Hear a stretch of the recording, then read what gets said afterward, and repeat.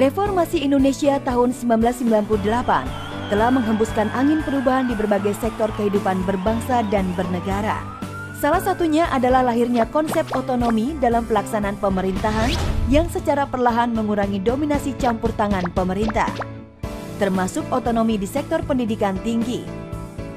Kebijakan tersebut dituangkan dalam Undang-Undang Nomor 20 Tahun 2003 tentang Sistem Pendidikan Nasional, di mana perguruan tinggi memiliki otonomi dalam mengelola pendidikan di lembaganya. Sejak itu, kurikulum nasional atau kurikulum inti, legalisasi ijazah dan ujian negara perguruan tinggi swasta sebagai bentuk kendali mutu oleh pemerintah secara bertahap dihapuskan. Agar proses otonomi pendidikan tinggi tersebut berjalan dengan baik dan terarah, Direktorat Jenderal Pendidikan Tinggi menginisiasi gagasan penjaminan mutu di dalam perguruan tinggi yang dituangkan ke dalam buku berjudul Pedoman Penjaminan Mutu Pendidikan Tinggi pada tahun 2003. Saat itu, kebijakan tersebut masih bersifat himbauan. Namun, demi akselerasi peningkatan mutu pendidikan tinggi di tanah air, pemerintah mewajibkan semua perguruan tinggi melaksanakan sistem penjaminan mutu pendidikan tinggi atau disingkat dengan SPM Dikti, seperti termaktub dalam Undang-Undang Nomor 12 Tahun 2012 tentang pendidikan tinggi. Sebagaimana dijelaskan dalam pasal 54 ayat 6 dan 8 yang kemudian dituangkan dalam Permenristek Dikti Nomor 62 Tahun 2016 sebagai pengganti Permendikbud Nomor 50 Tahun 2014. SPM Dikti adalah kegiatan sistemik untuk meningkatkan mutu pendidikan tinggi secara berencana dan berkelanjutan. Sedangkan tujuannya adalah menjamin pemenuhan standar pendidikan tinggi sehingga berkembang budaya mutu di perguruan tinggi Indonesia. Oleh karena itu, SPM Dikti mengintegrasikan 3 struktur sebagai berikut. 1. Sistem penjaminan mutu internal atau SPMI yang dilaksanakan oleh setiap perguruan tinggi. 2. Sistem penjaminan mutu eksternal atau SPME dengan kata lain akreditasi yang dilaksanakan oleh Badan Akreditasi Nasional Perguruan Tinggi atau Lembaga Akreditasi Mandiri. 3. Pangkalan data pendidikan tinggi, baik pada aras perguruan tinggi maupun aras Kementerian Riset, Teknologi, dan Pendidikan Tinggi. SPMI sendiri adalah kegiatan sistemik penjaminan mutu pendidikan tinggi oleh setiap perguruan tinggi secara otonom atau mandiri untuk mengendalikan dan meningkatkan penyelenggaraan pendidikan tinggi secara berencana dan berkelanjutan. Dengan demikian, setiap perguruan tinggi dapat mengembangkan sendiri SPMI yang sesuai dengan visi dan misi, sejarah, nilai dasar yang menjiwai pendirian perguruan tinggi itu, jumlah program studi dan sumber daya manusia, sarana dan prasarana, serta budaya perguruan tinggi yang bersangkutan tanpa campur tangan pihak lain. Namun tetap harus mengikuti Standar Nasional Pendidikan Tinggi atau SN-Dikti Nomor 44 Tahun 2015 sebagai pengganti Permendikbud Nomor 49 Tahun 2014 tentang SN-Dikti. Meski memiliki otonomi khusus, setiap perguruan tinggi wajib melaksanakan 5 tahapan dalam siklus SPMI. Hal ini sebagaimana dituangkan dalam pasal 52 ayat 2 Undang-Undang Dikti, yaitu penetapan standar, pelaksanaan standar, evaluasi pelaksanaan standar, pengendalian pelaksanaan standar, dan peningkatan standar dikti. Penetapan standar adalah setiap perguruan tinggi memiliki otonomi untuk merumuskan dan menetapkan sendiri berbagai standar dikti yang secara kuantitatif dan atau secara kualitatif melampaui standar nasional dikti.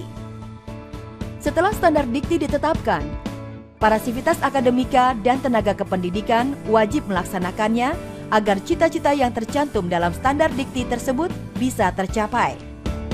Tahap selanjutnya adalah evaluasi yang dapat dilakukan dalam bentuk monitoring, evaluasi diri, dan audit mutu internal pada setiap aras perguruan tinggi.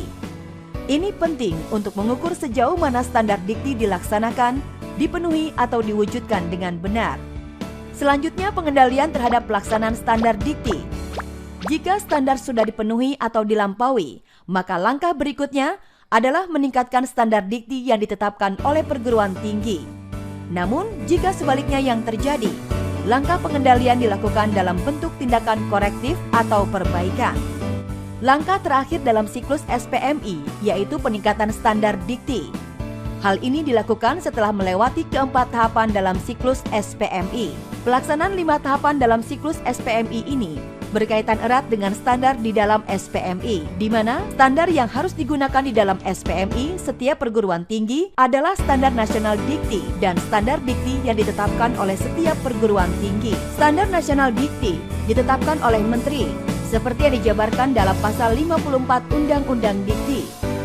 SN Dikti merupakan standar yang meliputi standar nasional pendidikan, ditambah dengan standar nasional penelitian dan standar nasional pengabdian kepada masyarakat. Sedangkan standar pendidikan tinggi yang ditetapkan oleh masing-masing perguruan tinggi, baik bersifat akademik maupun non-akademik, disusun agar dapat melampaui SN Dikti. Selanjutnya, prinsip SPMI yang sesuai dengan Undang-Undang Dikti dapat dirangkum sebagai berikut. 1. Otonom. SPMI dikembangkan dan diimplementasikan secara mandiri oleh setiap perguruan tinggi, baik pada aras unit pengelola program studi maupun pada aras perguruan tinggi. 2. Terstandar. SPMI menggunakan SN Dikti yang ditetapkan Menteri dan standar dikti yang ditetapkan oleh setiap perguruan tinggi. 3.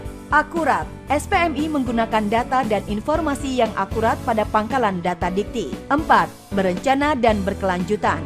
SPMI harus diimplementasikan dengan menggunakan 5 tahapan dalam siklus SPMI, yaitu penetapan, pelaksanaan, evaluasi pelaksanaan, pengendalian pelaksanaan, dan peningkatan standar dikti. 5. Terdokumentasi. Seluruh tahapan dalam siklus SPMI didokumentasikan secara sistematis. SPMI dijalankan dengan tujuan untuk meningkatkan mutu pendidikan tinggi secara berencana dan berkelanjutan. Tercapainya sebuah tujuan tersebut dapat diukur dengan terlaksananya visi dan misi, serta pemenuhan kebutuhan pemangku kepentingan perguruan tinggi yang bersangkutan. Fungsi dari pelaksanaan SPMI tersebut adalah: pertama, sebagai bagian dari upaya untuk meningkatkan mutu pendidikan tinggi. Kedua, untuk mewujudkan visi dan melaksanakan misi perguruan tinggi. Ketiga, sebagai sarana untuk memperoleh status terakreditasi dan peringkat terakreditasi program studi dan perguruan tinggi. Terakhir, yang keempat adalah untuk memenuhi kebutuhan pemangku kepentingan perguruan tinggi.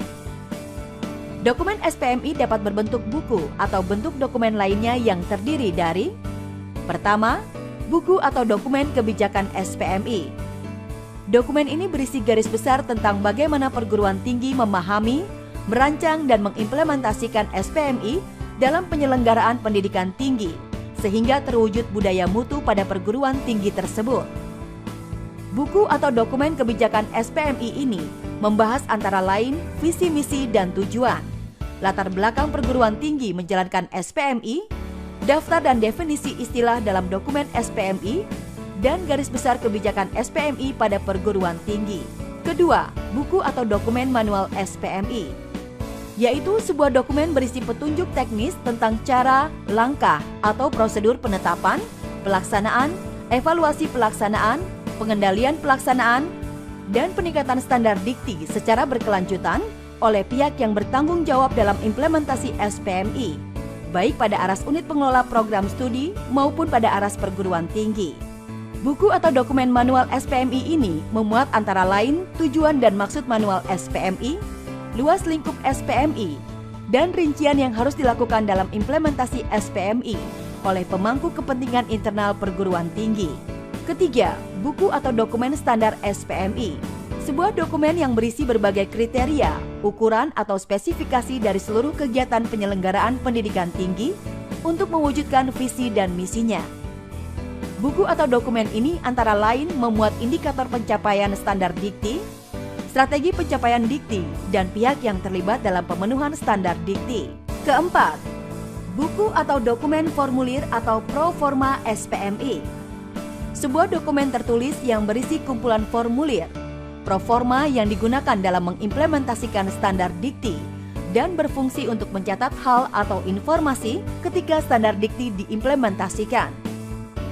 Implementasi SPMI adalah sebuah tindakan konkret setiap perguruan tinggi yang dimulai dari menyusun dan menetapkan seluruh dokumen SPMI, melaksanakan isi dokumen tersebut, khususnya upaya mencapai dan melampaui standar dikti, mengevaluasi dan mengendalikan pelaksanaan standar dikti, dan yang terakhir adalah meningkatkan standar dikti. Pada akhirnya, keberhasilan SPMI akan sangat bergantung dari dukungan semua pihak, khususnya sivitas akademika dan tenaga kependidikan yang diharapkan memiliki kesadaran yang utuh bahwa budaya mutu adalah pola pikir, pola sikap, dan pola perilaku dari semua pihak yang berkepentingan di perguruan tinggi tersebut.